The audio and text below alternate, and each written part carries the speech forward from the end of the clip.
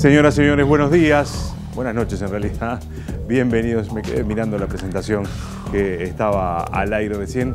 Un gusto reencontrarnos con ustedes como cada martes y cada viernes aquí en Televisión Nacional. Estamos haciendo 3356.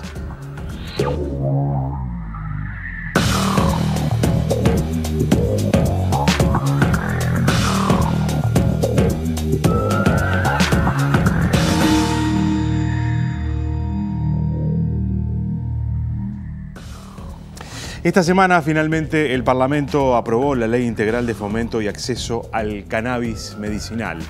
Esto era un proyecto de ley que estaba ya hace tiempo a estudio a nivel parlamentario y finalmente se aprobó ya en las últimas sesiones de esta legislatura. Vamos a ver un informe que presenta, que da marco al tema que vamos a estar tratando esta noche aquí en 3356.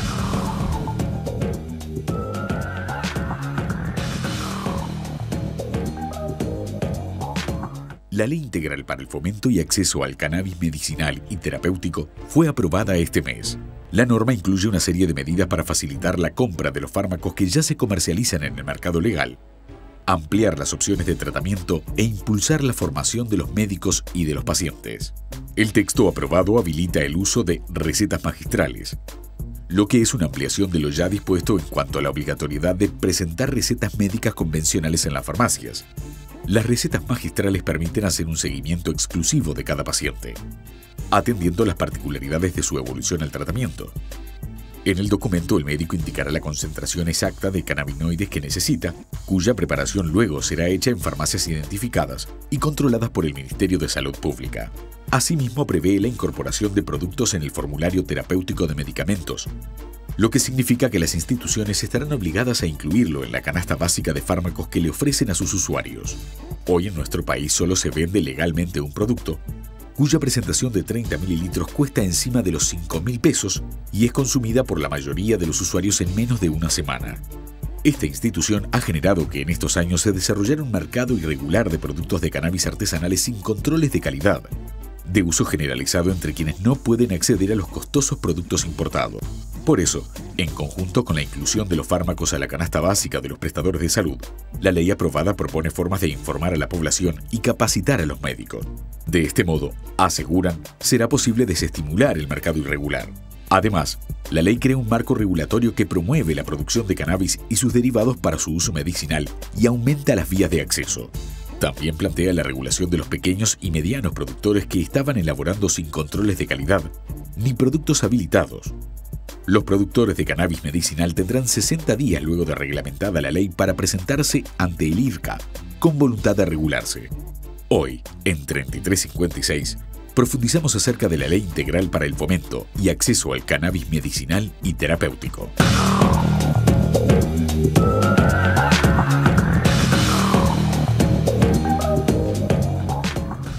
Presentado el tema de esta noche, nos van a estar acompañando en el próximo bloque uno de los impulsores de esta ley, el diputado Alejandro Zavala, y la doctora Julia Galcerano, que es integrante de la Sociedad Uruguaya de Endocannabinología, que va a hablar obviamente desde una perspectiva médica, científica y obviamente la perspectiva política con Alejandro ya en el próximo bloque.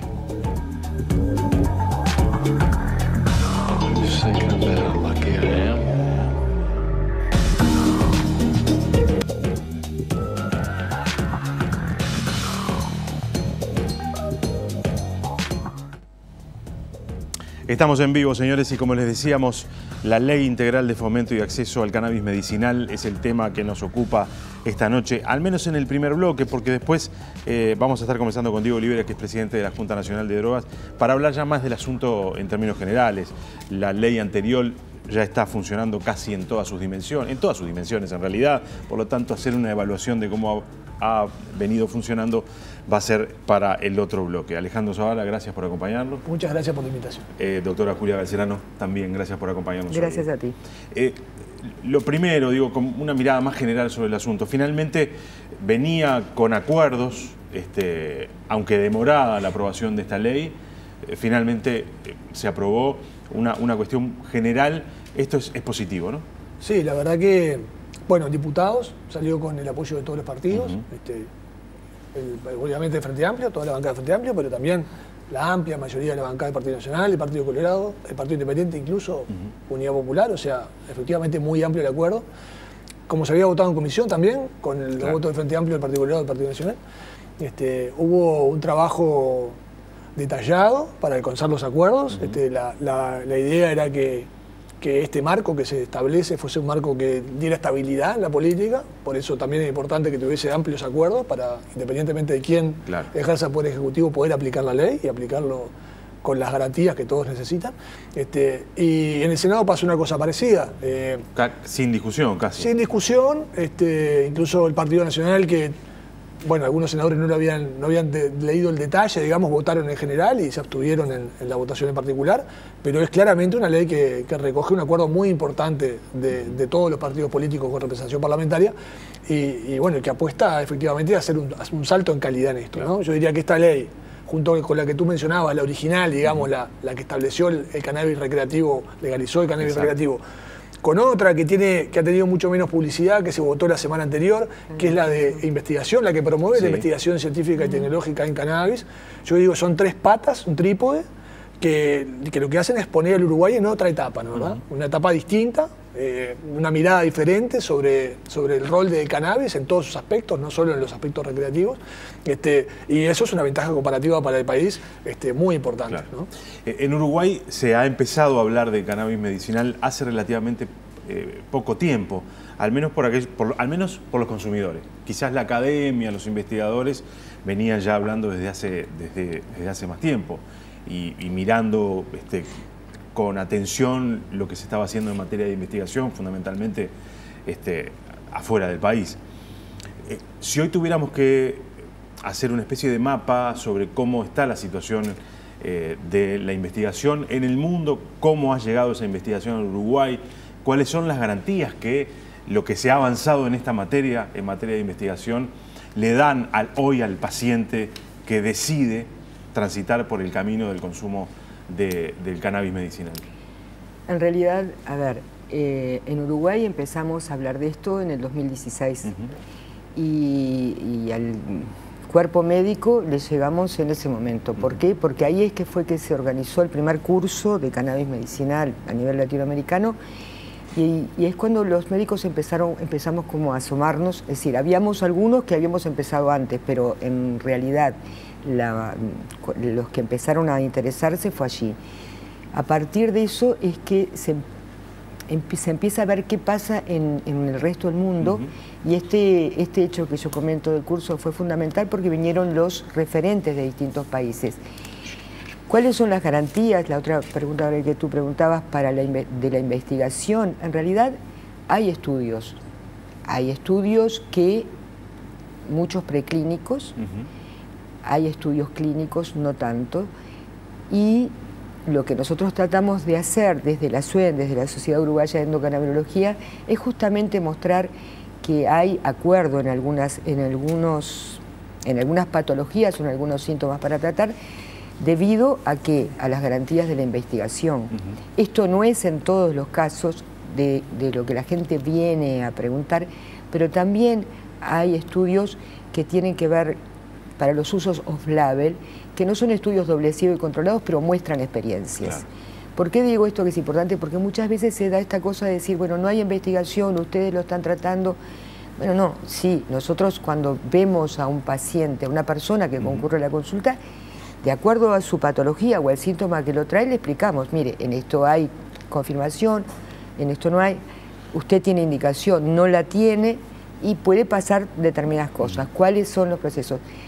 Hay más, hay como más ganas ahora de saber, incluso ahora nosotros mañana terminamos el primer curso de prescripción racional de cannabinoides que nos apoyó la Junta Nacional de Drogas, el IRCA, en realidad, y hubo otra cantidad de médicos que se anotaron que en este caso son de distintas especialidades de Montevideo, del interior, y que ha tenido como muy buena respuesta, con lo cual lo que habla es que hay ganas de saber. Claro. ¿Sí? Hasta ahora, digamos, los médicos sabían poco de esto. Sí, probablemente claro.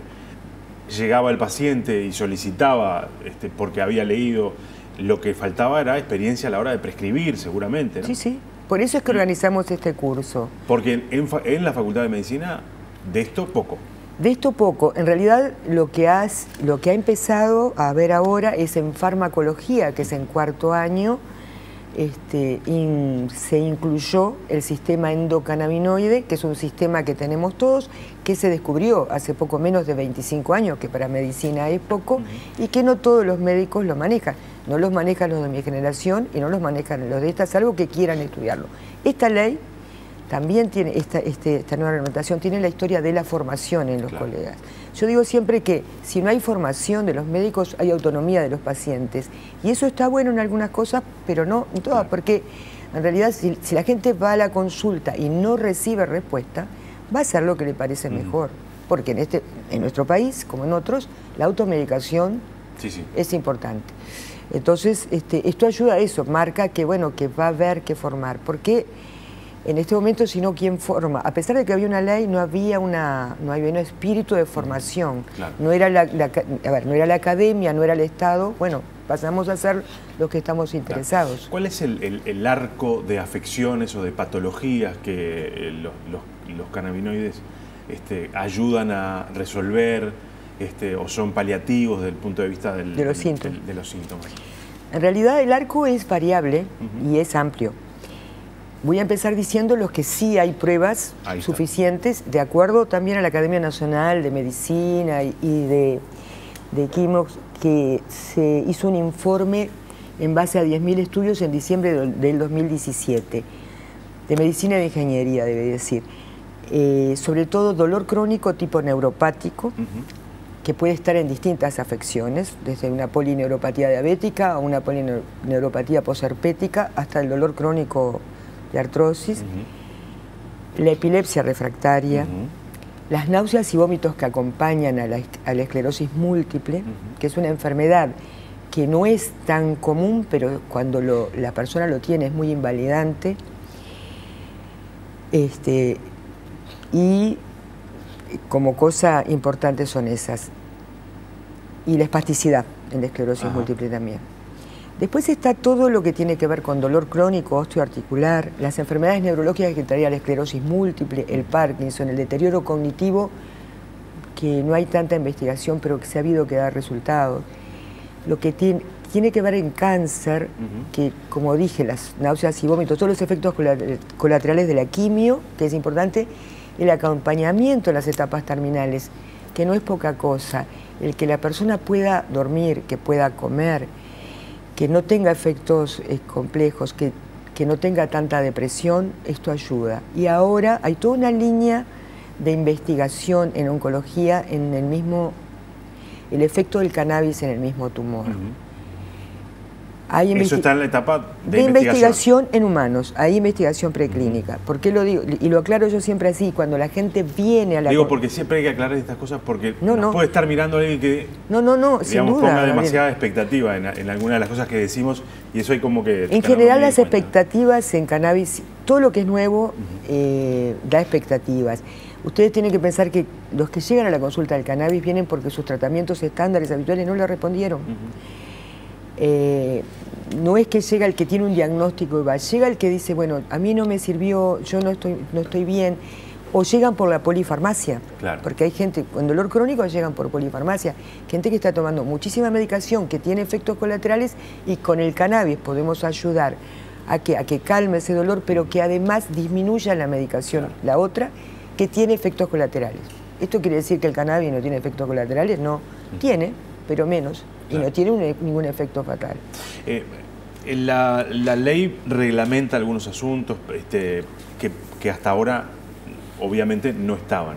Uno podía acceder a productos digamos, derivados del cannabis. Había algunos que estaban en el mercado, después está todo lo que está por afuera de lo que estaba reglamentado. Era necesario, por lo tanto, darle un marco a esta situación. ¿Qué era lo que se podía comprar algo? ¿A qué accedía la gente antes de que la ley... La ley está vigente igual todavía, obviamente no está funcionando en todos sus términos. Pero quiero decir, supongamos que la ley empieza a andar. ¿Qué era a lo que podía acceder la gente hasta ahora?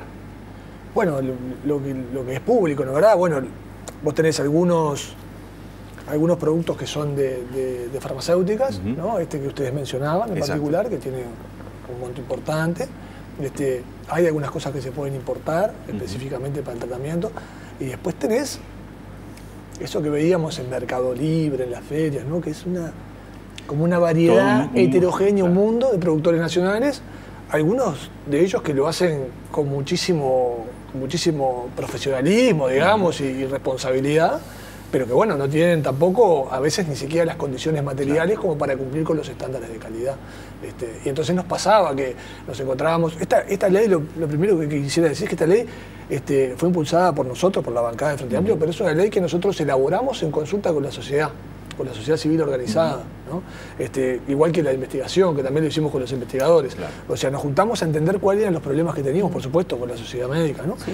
Nos juntamos a entender cuáles eran los problemas que teníamos para seguir avanzando, porque entendíamos que había ahí un enlentecimiento de una política que era una política importante para el país. Y entonces parte de esto también tenía que ver con decir, bueno, acá hay un mercado absolutamente irregular, que la gente consume una cosa que no sabe efectivamente si le hace bien o no. Nos pasaba... Bueno, a mí no, le pasa a los médicos, yo soy biólogo, no estoy en una emergencia, digamos, pero que llega gente que en realidad consumió algo, que tiene componentes de cannabis y no sabe lo que tiene, ¿no? Una persona mayor que de repente tomó algo con mucho THC y no está acostumbrado porque no era un consumidor recreativo, le bajó la presión, le vino taquicardia, o sea, porque es una caja negra ese aceite que se compró, ese extracto que se compró. Claro. Y no solo tiene el problema de la caja negra, tiene el problema de que no siempre son reproducibles unas tandas con las otras. Entonces, ¿cómo hace uno para tener uno hace un tratamiento, como hace con todas las cosas, ¿no? ¿Verdad? Entonces, si uno toma una cosa... Compra una cosa hoy que mañana la compra y no es la misma porque... Exactamente. Está enmarcada en un sistema de producción... Exactamente. Entonces, me hizo bien, pero te hizo bien la tanda del mes pasado, la tanda de este mes no sabemos si te hace bien, no sabemos cómo le quedó al productor con las condiciones del extracto. Contaminación, ¿no? A veces contaminación con metales pesados, con cosas que son dañinas para la salud.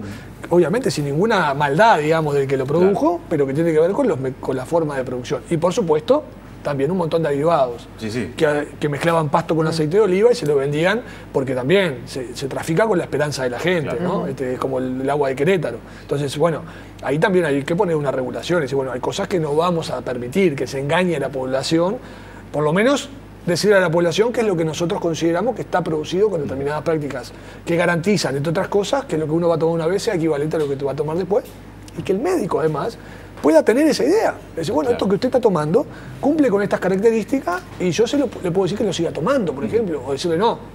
Usted esto que está tomando no tiene nada que ver con, porque como decía Julia, no es lo mismo una patología que otra, ¿verdad? Entonces los componentes y las proporciones de los cannabinoides de un extracto pueden ser muy distintos al del otro, ¿verdad? Entonces la ley, lo que viene es de alguna manera a poner un orden, a regular, es decir, bueno, van a haber estándares mínimos que son garantía para la población. Nosotros es una cosa muy importante que nos preocupaba mucho y el acceso, ¿verdad? Si no quedábamos presos de estas cosas caras. Entonces, bueno, siempre la idea que se regula un mercado de este tipo es para que la gente que hoy no accede, porque tiene que o traerlo del exterior, o bueno, en fin, por distintos mecanismos, pueda el producto estar en el mercado disponible, de buena calidad, con estándares de seguridad sanitaria. Tal cual. Ahí tenés una parte importantísima que tiene que ver con eso, con los consumidores nacionales, con los pacientes nacionales. Pero a su vez también hay como un rol en la cadena productiva. Es decir, bueno, el Uruguay tiene ventaja comparativa, tiene una marca registrada de cannabis, ¿no? Mujica y el cannabis, marca registrada. Haces un medicamento, le pones la cara de Mujica y lo vendes en el mundo. Entonces, bueno, no puede ser que el Uruguay no tenga una política para insertar. Hay un mercado global muy importante de cannabis medicinal, donde hay algunos países como, yo qué sé, Canadá, que no es un país que tenga tampoco mucho cannabis recreativo, ¿no? ¿Verdad? O Alemania, bueno, Nueva Zelanda. Hay países que están compitiendo hoy por ese mercado mundial de los productos de cannabis medicinal, y nosotros consideramos que el Uruguay, que tiene una ventaja comparativa, que tiene además científicos en condiciones de aportar su conocimiento y de darle valor agregado, debería también apostar a esto, ¿no? Siempre decimos, bueno, no, el Uruguay produce soja, producimos vaca, ¿no? Estamos primarizados, pero esto es igual, es como tener una estructura como la que tenemos de lácteos y exportar la leche en polvo. Bueno, exportemos el queso, ¿no? Bueno, en vez de exportar, hoy tenemos empresas nacionales que exportan el cogollo. Sí, sí. Claro. O sea, producen el cogollo en todas las condiciones que nosotros establecemos y lo exportan. Y después el medicamento se hace con el cogollo en otro lugar. Claro. ¿No? Hay, en este sentido, Porque también seguramente hay tensiones allí con las sociedades médicas, el mundo de los médicos. Hay poca información, la poca información seguramente genera, bueno, barreras, hay prejuicios, calculo también. Sí. ¿Cómo ha recibido la sociedad médica, digamos, este asunto? Bueno, en realidad, a ver, hay matices, hay matices. En realidad, todo lo que sea acceso, nosotros decimos que esto viene a cubrir los 3 problemas de acceso, ¿no? El de información que yo les decía, el del acceso económico, porque si se integra el PIA, claro, si se integra el FTN, entonces se va a integrar al PIAS, el paciente, esté donde esté, va a tener su producto de cannabis siempre y cuando indicado por el médico. Y vamos a tener variedad de productos, porque el problema que teníamos es que ahora tenemos un solo producto que es en base a cannabidiol, que es uno de los cannabinoides, claro, pero lo que es THC siempre se buscaba en el mercado externo, claro, no regulado. Entonces, y ahí sí teníamos problemas. O sea, no hay en el mercado interno regulado ningún producto que tenga THC. Ni siquiera podemos importar tampoco. Claro. No, tampoco el paciente puede importar. No, porque es muy difícil importar, o los países que tienen, exportar productos que tengan más de un 1% de THC, por todo lo que tiene que ver con las leyes de drogas, que eso Diego puede explicarlo perfectamente. Pero entonces es complejo, aunque puedas hacerlo, cuando pudimos, teníamos, en este momento tú hablabas de importación, en este momento solo se importa de Estados Unidos un producto que es similar en concentración y en contenido el que se vende en Uruguay. El otro laboratorio se retiró por problemas que no era... el suizo. El suizo. Se retiró porque económicamente no era rentable para ellos, a pesar de que teníamos muchísimos pacientes. Entonces, lo que decimos es, bueno, va a haber acceso. Después hay algunas otras cosas que los médicos queremos, esto que decía Alejandro, ¿no? Productos que sean realmente reproducibles, que sepamos que le damos a un paciente y que va a tener la misma respuesta, porque una de las cosas que nos pasaba con el mercado no regulado es que, por ejemplo, el THC a bajas dosis puede ser anticonvulsivante, pero a altas dosis es proconvulsivante. Claro. Entonces, el gurí con epilepsia refractaria, que no tenía para comprar el producto que está regulado y que siempre viene con la misma, de repente un mes venía fantástico y al otro mes empezaba a convulsivar. Y me decía, ¿qué pasó? ¿Cambió de productor? No testeaban todas las partidas, que esto tú lo explicaste muy bien. Se supone que esto cambió. Entonces, después está lo que un poco en lo que es la Sociedad de Endocrinología había, y esto Alejandro lo sabe porque lo tuvimos que plantear, porque bueno, somos una sociedad y la mayoría opinaba que las asociaciones de pacientes no tendrían que estar si las cosas funcionan, ¿no?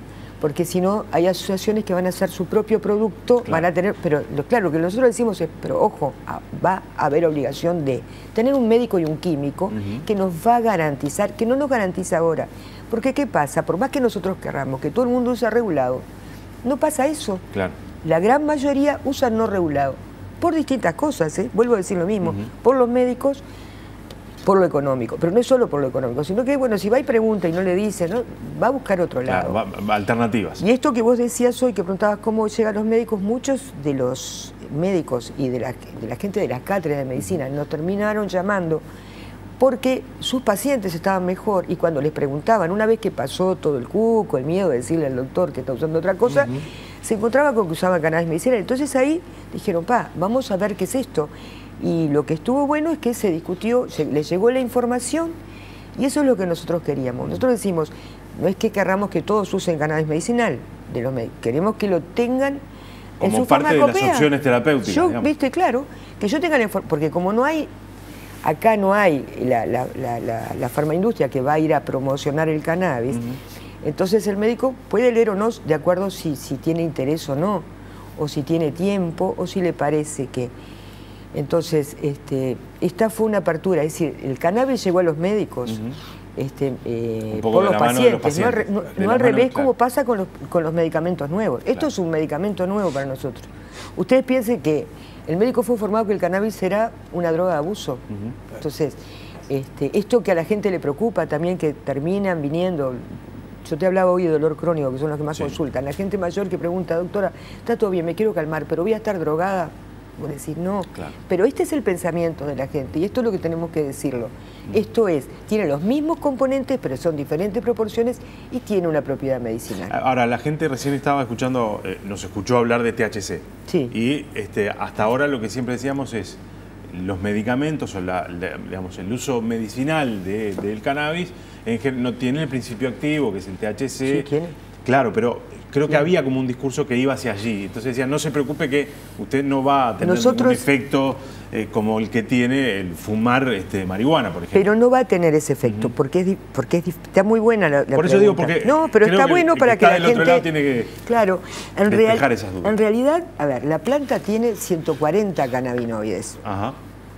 Todos los días se descubren algunos. De los más importantes, de los que conocemos, son el CBD, que es el cannabidiol, que es el producto que tenemos en Uruguay en dos concentraciones, al 2 y al 5%, y el THC, el tetrahidrocannabinol, que los que lo usan con fines recreativos es el componente. Ellos no quieren CBD, porque el CBD no pega, como se dice habitualmente, no les da la sensación que buscan en el THC.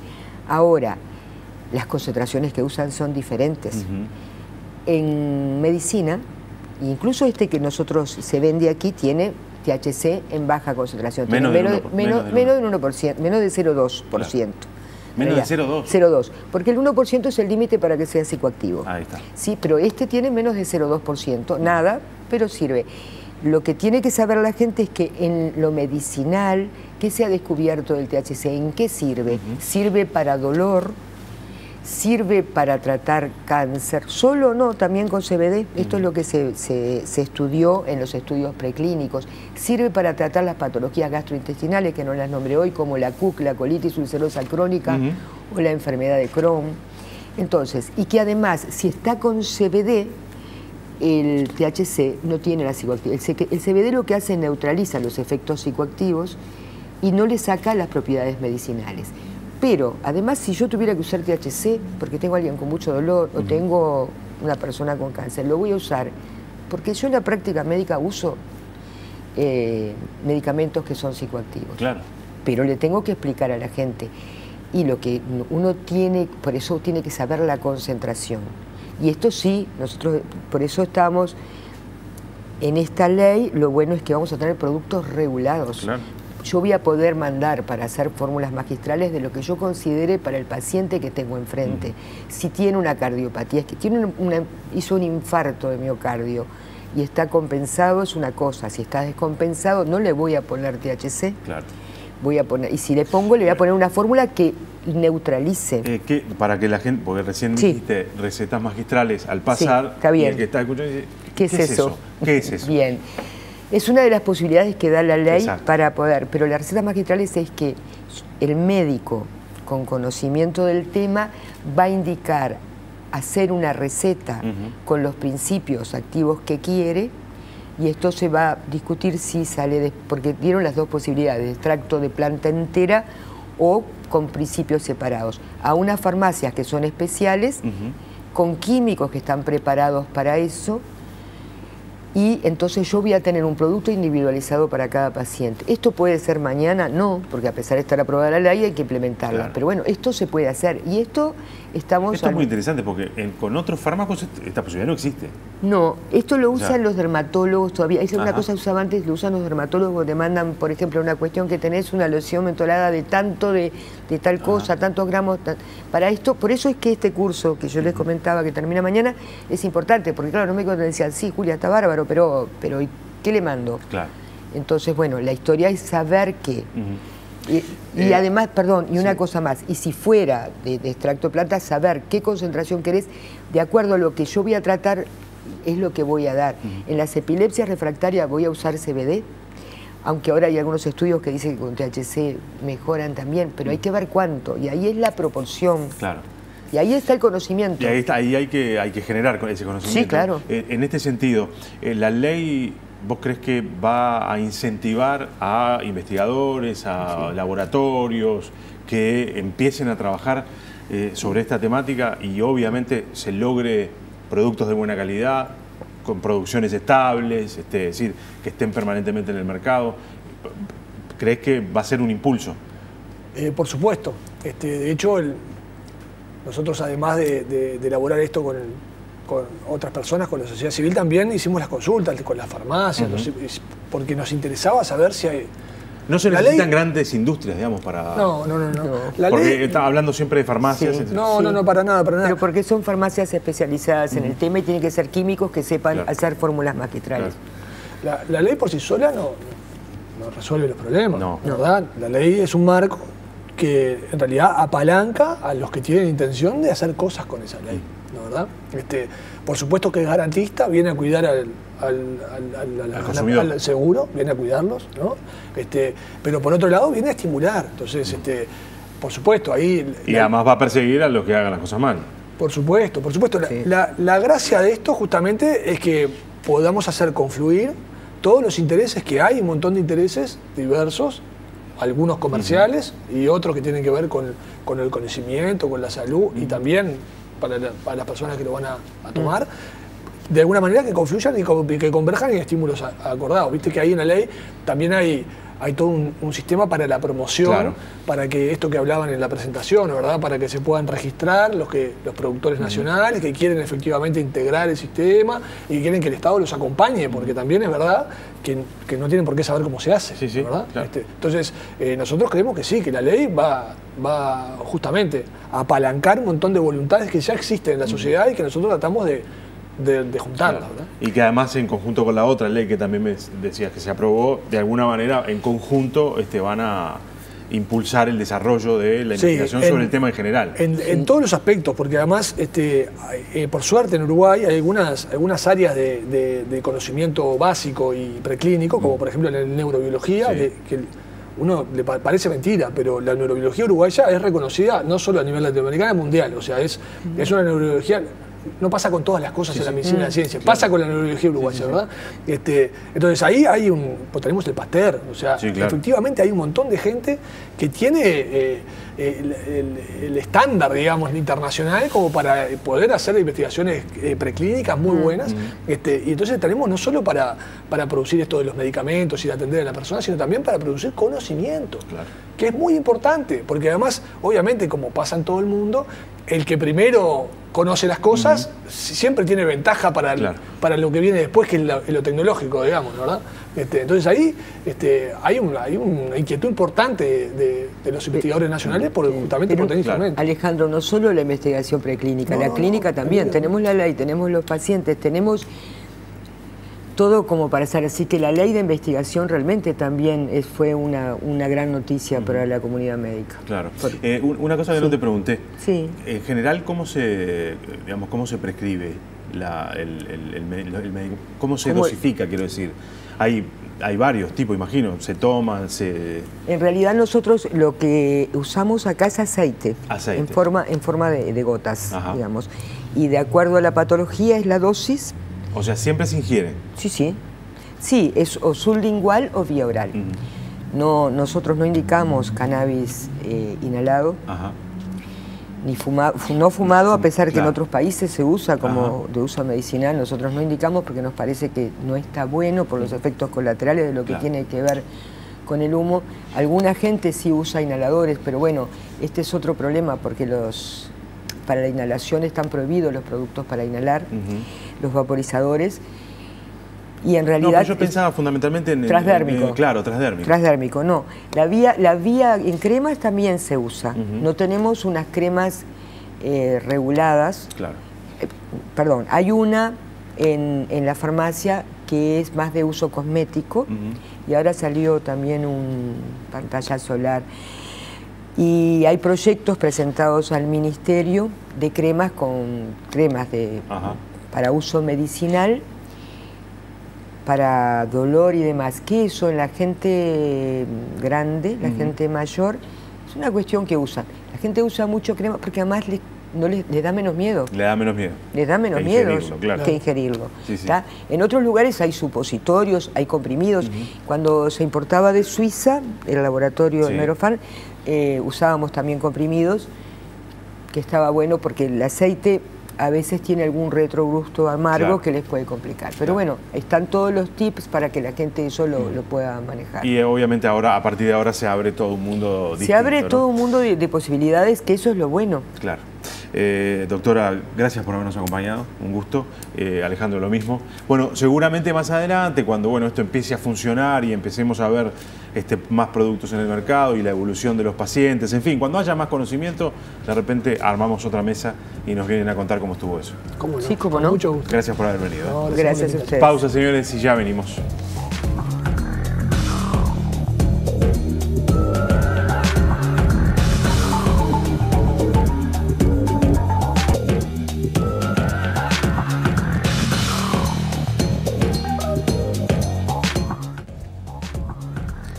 Diego Olivera es presidente de la Junta Nacional de Drogas y nos acompaña esta noche. Gracias por estar acá, Diego. Gracias a ti por la invitación, un gusto estar por acá. Bueno, escuchabas la mesa anterior, Sí. Hablábamos de finalmente la aprobación de la ley que regula el cannabis medicinal. Obviamente, la Junta Nacional de Drogas participó seguramente del debate y tiene cosas para decir sobre esta ley de acá en adelante, ¿no? Además, imagino que también tendrá alguna responsabilidad a la hora de la reglamentación. Sí, fuimos consultados por el Parlamento, también en nuestra calidad de presidentes de la Junta Directiva del IRCA, de la cual somos parte y damos seguimiento a toda la implementación de la regulación del cannabis. Y bueno, vimos con mucho interés el objetivo de varios legisladores de mejorar la accesibilidad, que ese es de alguna manera el objetivo de esta ley, es la novedad que trae esta ley. No ya la habilitación legal y la regulación para producir el cannabis medicinal, que eso ya existía, sino, bueno, discutir en torno a cómo llegan las formulaciones al paciente y qué mecanismos tienen los pacientes para cuando tienen una prescripción, porque esta ley lo determina, debe ser con prescripción, qué mecanismos y qué variedad de posibilidades de productos finales es con las cuales el paciente se puede encontrar y por qué mecanismos. Hay uno que es el de la formulación farmacéutica, la especialidad farmacéutica, que como tú bien dijiste, como ya analizaron en el bloque anterior, ya existe en Uruguay, claro. Hay un laboratorio que ya colocó un producto en el mercado, pero además hay otros productos como el tema de las cremas que se mencionó y otros laboratorios que ya están en algún caso con algún permiso emitido y otros que lo tienen en trámite para industrializar distintos extractos de cannabis a partir de la ley 19.172 y de uno de sus decretos reglamentarios, que es el decreto 46 del 2015, que ya establecen un completo marco para lo que es la producción. En lo que sí había debate y faltaba trabajar en este componente de la accesibilidad y en la discusión que tiene que ver con la parte económica, social y productiva de aquellos interesados en producir cannabis, pero que por ahí no tienen las condiciones económicas o de inversión o de conocimiento para poder hacerlo. Lo quieren hacer y esta ley tiene algunas salvaguardas para que distintos organismos del Estado que tienen que ver con la inclusión productiva, como el INEFOP, como el Gabinete de Transformación Productiva, puedan acompañar esos procesos para que no queden por fuera, claro. Pero tampoco haya un sacrificio en términos de calidad, porque cuando hablamos de productos para la salud, la calidad no es negociable, digamos, el paciente tiene que recibir un producto que tenga calidad certificada porque lo que necesita es mejorar su salud. La ley original, digamos, que se generó ya hace ¿cuántos años? 6 años se están cumpliendo en estos días, 2003. Exactamente. Bueno, ya está funcionando en todas sus dimensiones porque fue, recordemos, implementándose de a pedacitos, digamos, por decirlo de alguna manera. Hoy la ley está funcionando en todas sus dimensiones. Sí. Digamos, ¿cuál es el resumen que podemos hacer de estos 6 años ya entonces de la aprobación de aquella ley? ¿Cómo está funcionando? ¿Cómo el mercado se ha movido? ¿Cómo las empresas han encontrado formas para desarrollarse? Es decir, ¿cuál es hoy, si tuvieras que sacar una foto? Bueno, hoy la foto es que Uruguay realizó una innovación histórica sobre lo que supone la regulación del cannabis, que había quedado a partir de la Convención Internacional de 1961, sometida a una estricta prohibición, una prohibición que la coloca como una droga peligrosa para la salud humana y que además no tiene ningún efecto terapéutico reconocible. Bueno, sobre esa base tan restrictiva, Uruguay innovó porque reconoció que la prohibición no estaba funcionando. Claro. básicamente porque había generado y generó a nivel mundial un mercado ilegal de abastecimiento de esta sustancia regulado o controlado por grupos criminales. Exacto. Entonces, hoy en uno de los principales objetivos que tuvo esa ley, que es desplazar el mercado ilegal y llenar ese vacío con la comercialización y la producción bajo normas legales, pero bajo ciertos controles desde el punto de vista de los efectos que esta sustancia tiene para la salud de los usuarios, venimos avanzando muy bien y venimos avanzando progresivamente. Para darte un dato, en nuestros últimos sondeos de consumo de drogas, la presencia de lo que es el prensado paraguayo pasó del 2014 en torno a un 60% del mercado a en el 2018 un 10% del mercado. O sea, lo que es la incidencia de esa sustancia que no solamente ingresa por contrabando y bueno, y es manejada por grupos criminales con todo lo que eso implica, sino que tiene un impacto adicional por la cantidad de contaminantes, tiene un impacto adicional sobre la salud, las vías respiratorias y el resto del organismo de los consumidores. Entonces estamos no solamente desplazando efectiva y progresivamente la actividad ilegal de comercialización, sino reduciendo los daños y llevando a los usuarios a un sistema de comercialización en donde reciben no solamente una sustancia que tiene un proceso de trazabilidad que permite garantizar que no está contaminada y que tiene un control de calidad, sino que tiene una serie de advertencias desde el punto de vista de la salud para gestionar mejor los riesgos asociados al consumo de marihuana. Y además sacó a ese consumidor de la góndola de los otros productos, ¿no? Cuando uno iba a comprar este producto a una boca, y allí podía comprar marihuana o otra serie de productos que estaban en la góndola allí ofreciéndoles. Exactamente. Lo sacó de ese mercado. Y uno de los grandes beneficios que tiene la regulación, la boca de drogas o el dealer no te pide la cédula para venderte. Claro. O sea que si tenés menos de 18 te vende igual. Por ejemplo. Aquí hay un estricto control de no comercialización a menores de 18 y por otra parte se ha evitado, porque es algo que la ley lo previó y que nosotros desde el IRCA controlamos con mucho celo, de que no se pueda realizar promoción comercial de la venta de marihuana, porque no queremos que se transforme en un producto mercantil más. Sí queremos que haya una vía de acceso segura. Esta ley no fomenta el consumo. Exactamente. Lo regula. Lo regula, lo controla y trata de limitarlo a ciertas formas de producción y comercialización que no incentiven prácticas que deterioren la salud de los consumidores, como hoy vemos con mucha preocupación un mercado de bebidas alcohólicas que está extralimitado en ese sentido, hasta donde es, digamos, aconsejable para la salud de una población que exista tanto marketing con respecto a la venta de una sustancia que ocasiona grandes daños en la salud pública. ¿Está claro cuál es el volumen del negocio de la venta de cannabis legal, ¿no? El que se vende en las farmacias? Sí. Digo, porque eso puede ser un parámetro que te permita observar cuánto se le sacó al negocio ilegal, si se quiere. Sí, hay distintas maneras de verlo. Una de ellas es a través de la cantidad de personas registradas, es decir, a través de la cantidad de personas que se apegaron. ¿Que hoy cuántas son? Es algo más de 50.000 personas. La vía masiva o de mayor adhesión es la comercialización a través de farmacias, son algo más de unas 36.000 personas, seguido por los cultivos a nivel doméstico, que son en torno a unas 8.000 personas, y el resto son las personas que están adheridas a clubes de membresía, que hay algo más de 120 clubes ya en funcionamiento. A través de la comercialización en farmacias se dispensaron algo más de 4 toneladas de cannabis desde que comenzó la operativa, y los cultivos domésticos y los clubes de membresía, bueno, algo más porque realmente ya existían desde antes de julio del 2017, que es cuando se comienza la comercialización. Todavía falta, obviamente, hay una brecha de abastecimiento entre oferta y demanda en lo que es la comercialización al público a través de farmacias. ¿Seguimos teniendo ese problema? Seguimos teniendo ese problema, pero estamos caminando... ¿Tiene que ver con que la producción no alcanza? Básicamente tiene que ver con que la producción ha sido insuficiente.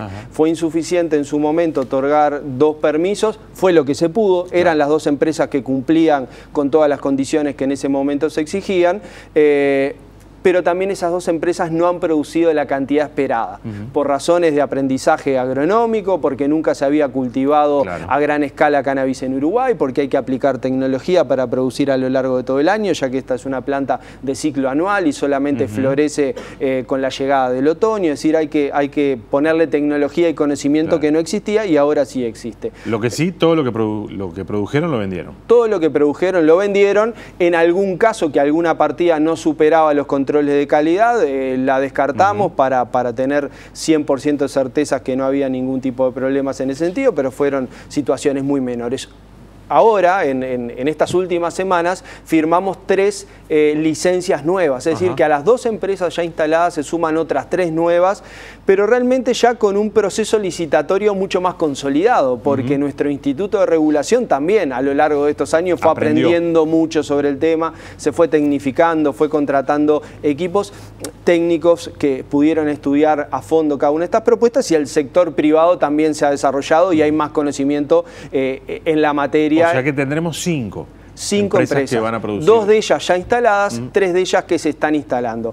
Y es importante subrayar que además mucho de esto que se produzca puede no ser solamente a partir de ahora derivado al mercado del consumo recreativo.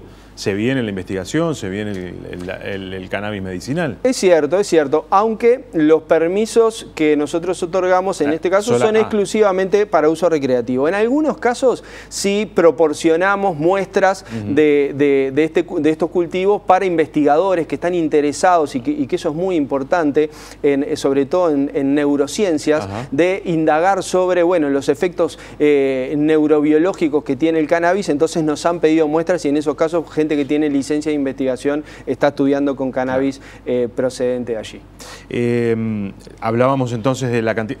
Una cosa que me sorprende es, una vez que se llegó a esos números fue como muy estable en materia de personas que se registraron para comprar en las farmacias, los clubes canábicos. Es decir, siempre fueron más o menos los mismos los clubes, los autocultivadores lo mismo, y los que compran en farmacias también, ¿no? Sí. Fue como un proceso, yo recuerdo porque además íbamos contabilizando casi día a día en la página del IRCA, pero llegó a los 35.000 y se estabilizó allí, ¿no? Sí, hay una relativa estabilidad, pero en realidad sigue habiendo un crecimiento. Es cierto que hay una percepción pública de que la comercialización no se ha expandido. Entonces, si no agregamos puntos de venta, nos mantenemos en 17 puntos de venta, que son los que hoy pueden abastecer las empresas que están habilitadas, la curva de inscriptos no sigue creciendo porque va muy atada a la posibilidad de tener un punto de venta cerca. Es decir, si vos vivís en un sos usuario adulto de cannabis y vivís en un departamento en donde no hay una farmacia, el incentivo a registrarse es muy bajo. ¿Cómo han sorteado las farmacias los problemas que les generó adherirse a la venta? Recordemos el tema de que no pudieron estar más incluidos en el sistema financiero por algunas restricciones del sistema financiero estadounidense. Eso lo resolvieron fácil, no tuvieron grandes problemas. Acá hay 2 cosas a resaltar. Una anterior que me gustaría mencionar brevemente es aquella inseguridad que existía por parte de toda la población de qué va a pasar en las farmacias donde se comercialice la marihuana. ¿Qué va a pasar en términos de eventuales asaltos a la farmacia? ¿Qué va a pasar con la clientela tradicional de la farmacia? ¿Se va a replegar? Bueno, nada de esto pasó. Los farmacéuticos que han participado están muy conformes de la experiencia y hay una treintena adicional de farmacias que están esperando que mejore el abastecimiento para incorporarse, y eso va a ser realmente una ampliación que nos va a permitir dar un golpe muy contundente al mercado ilegal. Con respecto al sistema financiero, siguen los problemas. Es decir, hoy un farmacéutico que comercializa cannabis para uso adulto no puede tener una cuenta bancaria abierta, entonces funcionan básicamente en efectivo, con transacciones o transferencias electrónicas a través de redes de pago y demás, pero no a través de cuentas bancarias. Esto es un problema, pero el mundo también está avanzando rápidamente en esto, y yo creo que más temprano que tarde los negocios legales con cannabis van a tener asistencia financiera. De hecho, en Estados Unidos,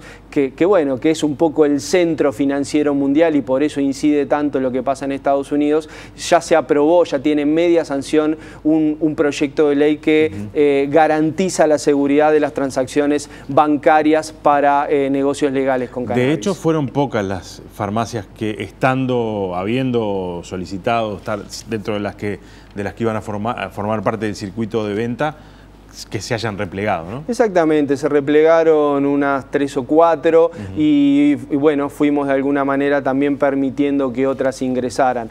Queremos que este problema se resuelva porque valoramos muchísimo la confianza y cómo se la jugaron los farmacéuticos que estuvieron desde un principio y no nos gustó perderlos, digamos, por esta razón. O sea que vemos con optimismo que puedan volver a sumarse, porque realmente para muchos farmacéuticos, especialmente pequeños, barriales, significa un empujón a la actividad comercial por el cannabis en sí mismo, pero además porque las personas que van a comprar su paquetito de 5 gramos de cannabis adquieren otra cantidad de productos que están disponibles en las farmacias, cosméticos, de higiene, etcétera, y eso redunda en una mayor actividad económica de un sector que en algunos casos no la viene pasando bien.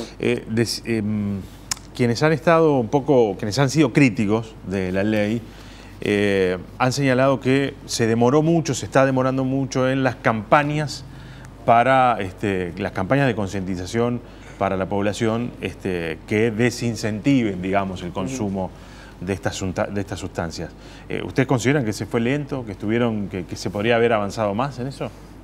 Bueno, en un plano ideal uno siempre puede hacer más y la comunicación, todo el aspecto comunicacional y sobre todo en medios masivos no es tampoco barato para el Estado, más allá de que utilizamos un mecanismo de campañas de bien público que nos permite la ley y en ese sentido tuvimos muy buena visibilidad, queremos estar más, tuvimos campañas en radio y televisión, estamos preparando una nueva pauta publicitaria en ese sentido, trabajamos en más de 300 centros educativos en los 19 departamentos, tenemos muy buen trabajo con la ANEP en este sentido, hemos distribuido mucho material vinculado a la gestión de riesgos y reducción de daños asociados al consumo y tenemos que seguir.